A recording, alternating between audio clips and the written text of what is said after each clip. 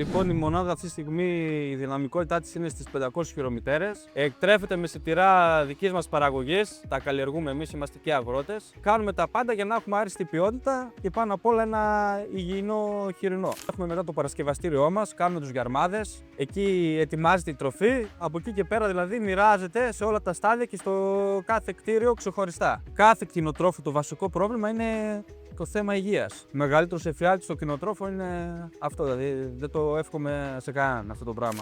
Βρισκόμαστε στη Νέα Μισό Ξάνθης. Μαζί μας είναι ο ιδιοκτήτης της Χασάπης Ελληνική Φάρμα και θα μας μιλήσει για το πώς λειτουργεί η μονάδα και για τη συνεργασία μας τα τελευταία 30 χρόνια. Μιχάλη.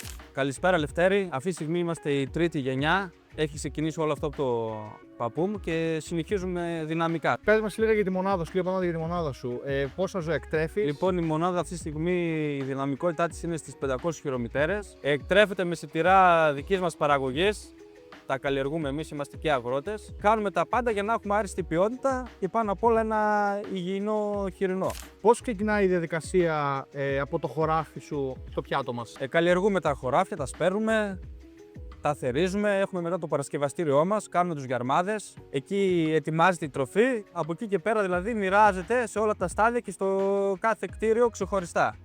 Αυτόματα όλα, αυτόματο τάισμα. Ξέρεις ότι κάθε group που έχεις μπορείς να μοιράσεις ανάλογη τροφή σύμφωνα με τις ανάγκες. Ναι, το κάθε στάδιο έχει το δικό της διατροφικό πλάνο. Διαφορετικές διατροφές. Πώς χωρίζεται το κάθε group, από πού ξεκινάνε δηλαδή, από πού ξεκινάει όλη η μονάδα? Γίνεται τεχνητή σπερματέκηση. Από εκεί και πέρα, μόλις πλησιάζει ο καιρός για να γεννήσει η χειρομητέρα, μπαίνει στο τοκετό και μετά πηγαίνει λέγοντας τοκετός, απογαλακτισμός, προπάχυση, παχυτήριο που είναι το τελευταίο στάδιο και μετά έρχεται η σφαγή.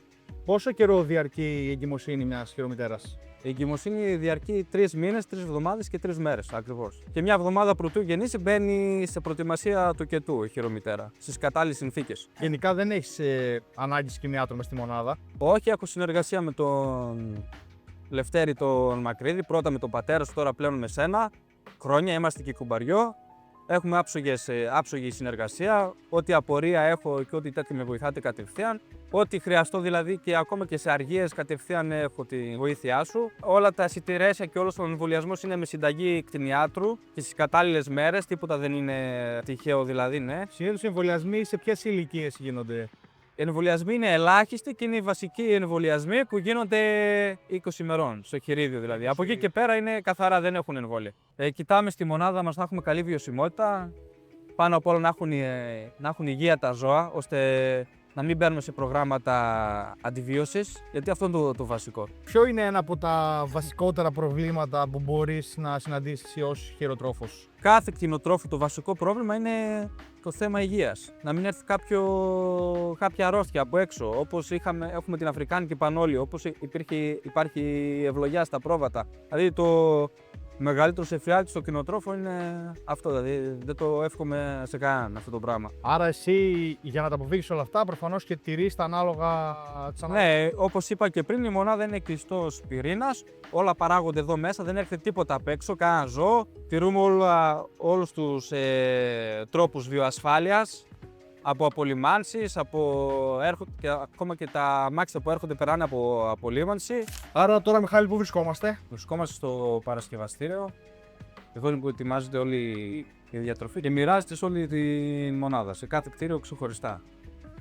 Βλέπω και πίσω μας έχουμε τα σιλό που το κάθε ένα έχει ξεχωριστό όνομα. Τοκετός, Είναι περίοδος, προπάχυση και πάχυση. Όπως είπες, είναι για το κάθε στάδιο. Ετοιμάζεται εδώ στο μήλο και από εκεί και πέρα μοιράζεται στο κατάλληλο σιλό και να αφήνει στο στάδιο που πρέπει. Ωραία. Θα μας δείξει και το διανομέα πώς μοιράζεται στο κάθε κτίριο. Ναι, εδώ είναι όλο το σχέδιο της μονάδας εδώ και εδώ. Εδώ είναι εσωτερικά, εδώ είναι εξωτερικά τα σιλό που μοιράζονται. Και από εδώ από τα κοπιά μοιράζουμε και που θέλουμε. Ωραία, και εδώ πέρα ουσιαστικά η διαδικασία ποια είναι από τα σιλό και μετά? Ετοιμάζονται μέσα στο παρασκευαστήριο και μετά με τις γραμμές τροφοδοσίας μοιράζονται σε όλα τα κτίρια, αυτόματα. Από εκεί πάνω δηλαδή, Ναι. το κάθε κτίριο παίρνει ανάλογα το group. Πότε ξεκίνησε η συνεργασία μας, Μιχάλη? Η συνεργασία μας ξεκίνησε από τους πατεράδες μας, ξεκίνησε από το 1996, 30 χρόνια έχουμε κλείσει. Όταν το ξεκίνησαν και Ναι, δύο ναι. περίπου. Ναι, ήταν στις αρκές και οι δύο νέοι και κρατάει μέχρι τώρα. Έχουμε αναδείξει άλλες σχέσεις το πάνω τώρα, έτσι. Ναι, εντάξει, είναι πιο οικογενειακό το κλίμα. Ναι. Από μωρά ήμασταν μαζί κι εμείς Ναι. και συνεχίζουμε μέχρι και τώρα. Ναι. Ευχαριστούμε λοιπόν και εμείς τον Μιχάλη για τη συνέντευξη και το πώς λειτουργεί η μονάδα τους, για τη συνεργασία που αναπτύχθηκε από τους πατεράδες μας πριν 30 χρόνια και κρατάει μέχρι και σήμερα. Και τους ευχόμαστε ό,τι καλύτερο στις δουλειές τους. Να είστε καλά.